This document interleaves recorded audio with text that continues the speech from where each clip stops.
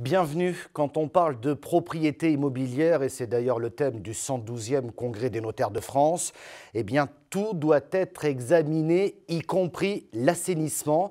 Et sur ce point précis, eh bien un notaire peut vous aider réellement.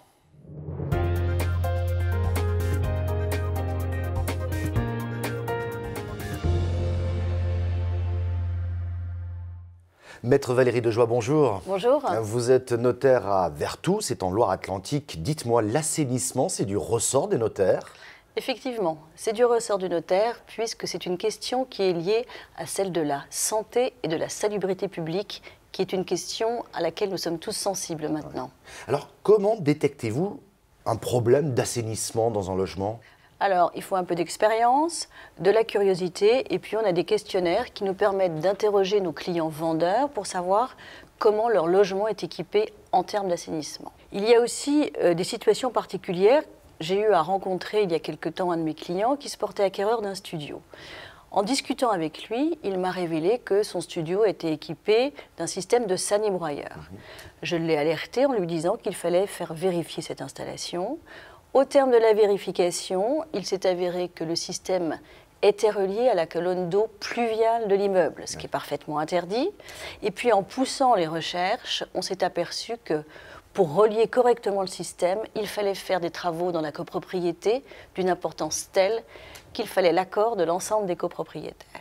Au final, mon client a poursuivi dans son intention d'acheter, mais a exigé d'avoir l'autorisation adéquate et la prise en charge des travaux par le vendeur. Alors justement, sur ce point précis, est-ce que le vendeur est dans l'obligation de réaliser des travaux avant la vente ?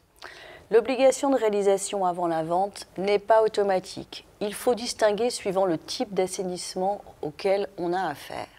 Si on a un assainissement autonome de type fosse septique, le contrôle est obligatoire dès l'avant-contrat de vente. Et là, on saura si notre installation est conforme ou non.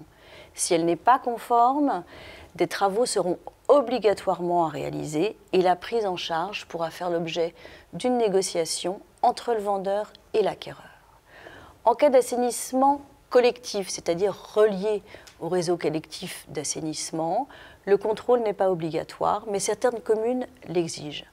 En tous les cas, nous essayons d'anticiper, de forcer nos clients vendeurs à faire ce contrôle de façon à donner une parfaite information sur le sujet à nos clients acquéreurs. Alors s'il y avait un conseil à retenir ?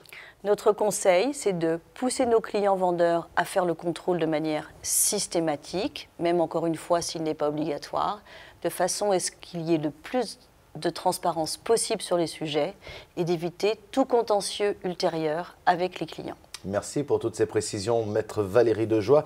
Et si vous voulez plus d'informations, rendez-vous sur le site notaire.fr.